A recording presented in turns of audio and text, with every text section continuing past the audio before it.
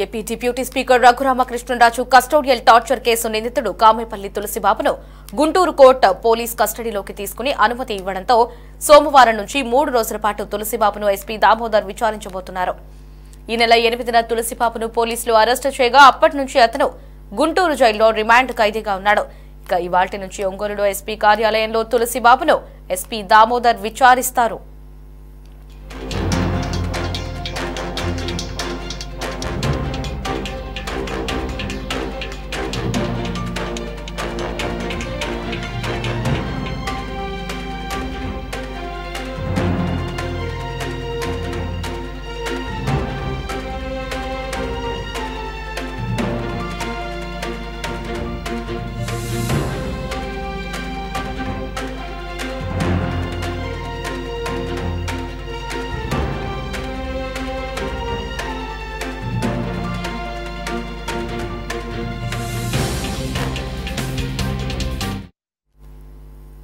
గుంటూరు జైల్లో రిమాండ్ ఖైదీగా ఉన్నటువంటి తులసిబాబును ఈ రోజు నుంచి ఎస్పీ కార్యాలయంలో విచారించబోతున్నారు. దీనికి సంబంధించిన గాలిబ్ ఫోన్లో అందిస్తారు. గాలిబ్, చెప్పండి.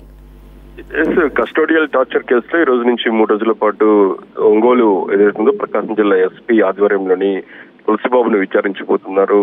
ఈ కస్టడీ ఏదైతుందో పోలీస్ కస్టడీ ఈ 3 రోజుల పాటు చాలా కీలకం కాబోతుంది. ఎందుకంటే నిన్న ఆ కేసుకు సంబంధించి బాధితుడిగా ఉన్న రఘురామకృష్ణరాజు నిన్న గుంటూరు జైలుకి రావటం, దాంతో పాటు జడ్జి సమక్షంలోని బాధితుడిని ఏదైతే ఉందో తనపై దాడి చేసిన వ్యక్తిని గుర్తించిన నేపథ్యంలో తులసిబాబే నేరుగా ఈ దాడి చేసుకుని ఏదైతుందో మొహానికి మాస్క్ వేసుకుని తన గుండెల మీద కూర్చొని దాడి చేసినట్లుగా రఘురామకృష్ణరాజు చెప్పారు. అయితే మాస్క్ తొలగటంతో ఒక్కసారిగా తన ఆ సమయంలో గుర్తించాను.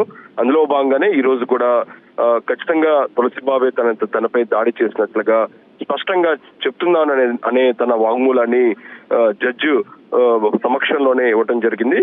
తనపై దాడి చేసిన ముద్దాయిని కూడా ఆయన గుర్తించారు. ఈ నేపథ్యంలో ఈ రోజు నుంచి 3 రోజుల పాటు ప్రకాశం జిల్లా ఎస్పీ దామోదర్ ఆధ్వర్యంలోని తులసిబాబును పోలీసులు విచారించబోతున్నారు.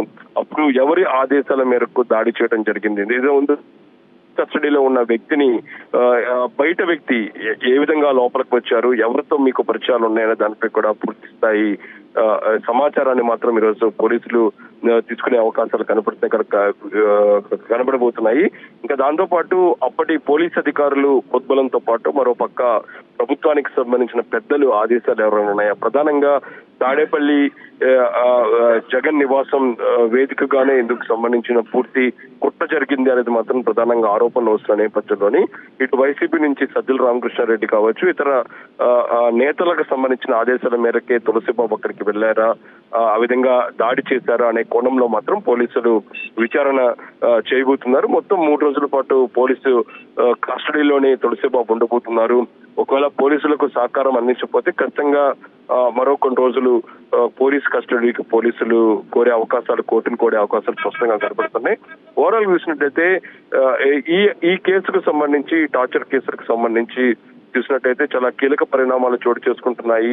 నిన్న ట్రిబ్యునల్ ఏదైతుందో రఘురామకృష్ణరాజు జైలుకి వెళ్లి తనపై దాడి చేసిన వ్యక్తులను గుర్తించడంతో పాటు మరోపక్క ఈ రోజు తులసిబాబుని పోలీసులు విచారించడంతో ఈ కేసులో చాలా కీలక పరిణామాలతో పాటు కొన్ని కీలకమైన ఆధారాలు కూడా సేకరించే ఆలోచనలో పోలీసులు ఉన్నారు. ప్రధానంగా అప్పటి ప్రభుత్వ పెద్దలు, వైసీపీకి సంబంధించిన కీలక నేతల హస్తము, ఆదేశాల మేరకు తులసిబాబు ఈ విధంగా దాడి చేశారు అనేది మాత్రం ప్రధానంగా పోలీసులకు కొంత సమాచారం వచ్చింది. అయితే పూర్తి ఆధారాలను ఈ 3 రోజుల పాటు విచారణలో తులసిబాబు నుంచి పోలీసులు రాబట్టే అవకాశాలు కనబడుతున్నాయి.